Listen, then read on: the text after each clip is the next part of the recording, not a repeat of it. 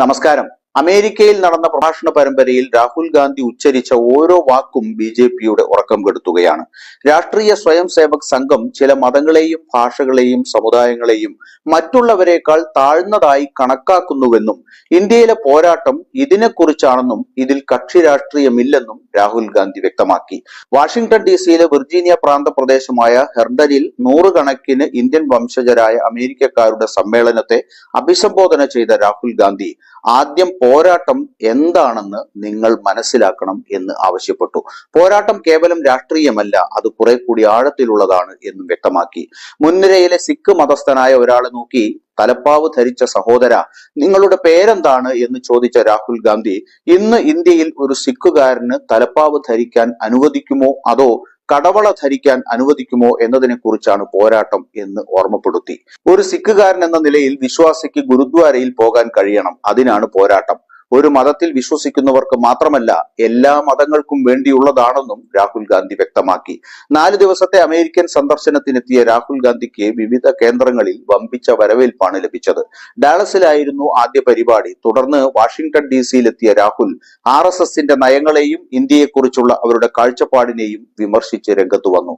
RSS അടിസ്ഥാനമായി പറയുന്നത് ചില സംസ്ഥാനങ്ങൾ മറ്റ് സംസ്ഥാനങ്ങളെക്കാൾ താഴ്ന്നതാണ്, ചില ഭാഷകൾ മറ്റ് ഭാഷകളെക്കാൾ താഴ്ന്നതാണ്, ചില മതങ്ങൾ മറ്റ് മതങ്ങളെക്കാൾ താഴ്ന്നതാണ്, ചില സമുദായങ്ങൾ മറ്റ് സമുദായങ്ങളെക്കാൾ താഴ്ന്നതാണ് എന്നൊക്കെയാണ്. ഇതിനെതിരെയാണ് ഇപ്പോൾ നടക്കുന്ന പോരാട്ടം. RSSന്റെ പ്രത്യയശാസ്ത്രം മുന്നോട്ട് വെക്കുന്നതാണ് ഈ വിവേചനം. തമിഴ്, മറാത്തി, ബംഗാളി, മണിപ്പൂരി ഇവയെല്ലാം താഴ്ന്ന ഭാഷകളാണ് എന്നാണ് അവർ കണക്കാക്കുന്നത്. അതിനെതിരെയാണ് പോരാട്ടം. ഈ പ്രശ്നങ്ങൾ ലോക്സഭാ പോളിംഗ് ബൂത്തിൽ അവസാനിക്കുന്നതല്ല. ഏത് തരത്തിലുള്ള ഇന്ത്യയാണ് ഭാവിയിൽ അവർ രൂപപ്പെടുത്താൻ പോകുന്നത് എന്നതിനെ കുറിച്ചാണ് പോരാട്ടം എന്നും രാഹുൽ വ്യക്തമാക്കി.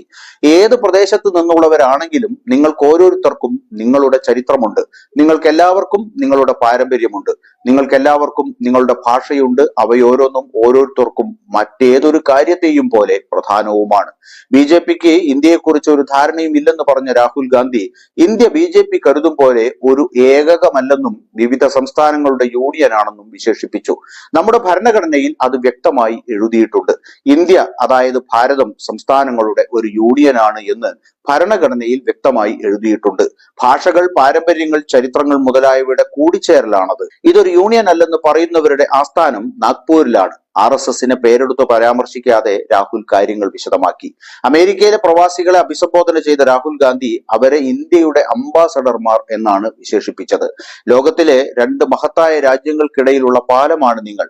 നിങ്ങളെ ഓർത്ത് ഞങ്ങൾ വളരെയധികം അഭിമാനിക്കുന്നു എന്ന് പറഞ്ഞ രാഹുൽ നിങ്ങൾ അഭിമുഖീകരിക്കേണ്ടി വന്ന ബുദ്ധിമുട്ടുകളും പോരാട്ടങ്ങളും മനസ്സിലാക്കുന്നു എന്നും കൂട്ടിച്ചേർത്തു. രാഹുൽ പങ്കെടുത്ത പരിപാടികളിലെല്ലാം വൻ ജനപങ്കാളിത്തം ഉണ്ടായത് ഏറെ ശ്രദ്ധേയമാണ്. ഇതിൽ വിറളി പൂണ്ട BJP രാജ്യദ്രോഹപരമായ കാര്യങ്ങളാണ് അമേരിക്കയിൽ രാഹുൽ പറയുന്നത് എന്ന വാദമുയർത്തിയാണ് നേരിടുന്നത്. കേന്ദ്ര ആഭ്യന്തരമന്ത്രി അമിത്ഷാ ഈ പ്രചാരണം ഏറ്റെടുത്ത് മുന്നോട്ട് വന്നു കഴിഞ്ഞു. BJPയുടെ സോഷ്യൽ മീഡിയ ഹാൻഡിലുകൾ ഇക്കാര്യം വൻതോതിൽ പ്രചരിപ്പിക്കുകയും ചെയ്യുന്നുണ്ട്. ഇതൊക്കെ കാണുമ്പോൾ സാധാരണക്കാരൻ ഒരു കാര്യം ഉറപ്പിക്കുന്നു, രാഹുലിനെ അങ്ങനെ എഴുതിത്തള്ളാനാവില്ലെന്ന് മറ്റാരെക്കാളും BJP മനസ്സിലാക്കി കഴിഞ്ഞു എന്ന്.